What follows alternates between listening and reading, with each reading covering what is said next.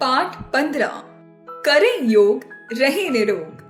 योग जीवन जीने का सही तरीका है जिसे हमें रोज करना चाहिए। अध्यापिका ने कक्षा में पढ़ाने के दौरान बच्चों को योग के महत्व को समझाते हुए कहा।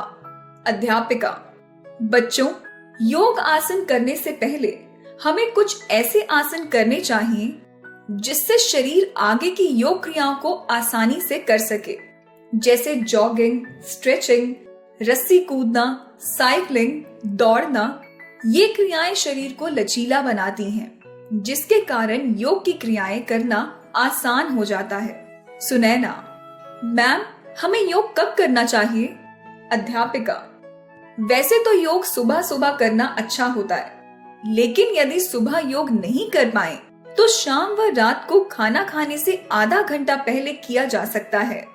अमन, मैम, योग करते समय हमें कैसे कपड़े पहनने चाहिए?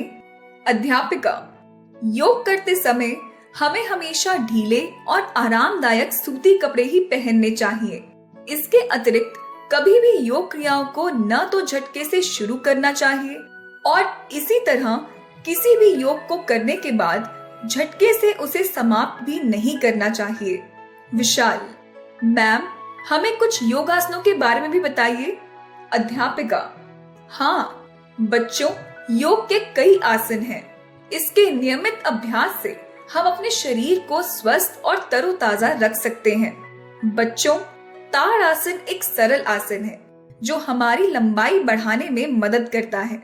चलो, इस आसन को तुम लोग मेरे साथ करो। सबसे पहले विश्राम की अवस्था में खड़े हो जाओ।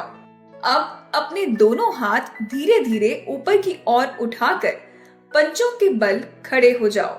अब सांस लेते हुए पूरे शरीर को खींचो। थोड़ी देर ऐसे ही खड़े रहो, फिर सांस छोड़ते हुए अपनी पहली अवस्था में धीरे धीरे जाओ। कीर्ति, मैम, यह तो बड़ा आसान है। अध्यापिका, हाँ, इसी तरह वृक्ष आसन होता है। इसमें सीधे खड़े हो जाओ, फिर दायां पैर उठाकर बाएं पैर पर घुटने से ऊपर रखें। अपने हाथों को नमस्कार की मुद्रा में जोड़ते हुए सिर के ऊपर ले जाओ। दोनों हाथ सिर से लगे होने चाहिए। अब इसी अवस्था में थोड़ी देर संतुलन बनाकर खड़े रहो। फिर इसी तरह दूसरे पैर को बाएं पैर दाएं के ऊपर करके खड़े हो जाओ। अमन, मैम, इस आसन से क्या लाभ है? अध्यापिका, बच्चों, इस आसन से पैरों को मजबूती मिलती है और रीढ़ की हड्डी भी स्वस्थ रहती है।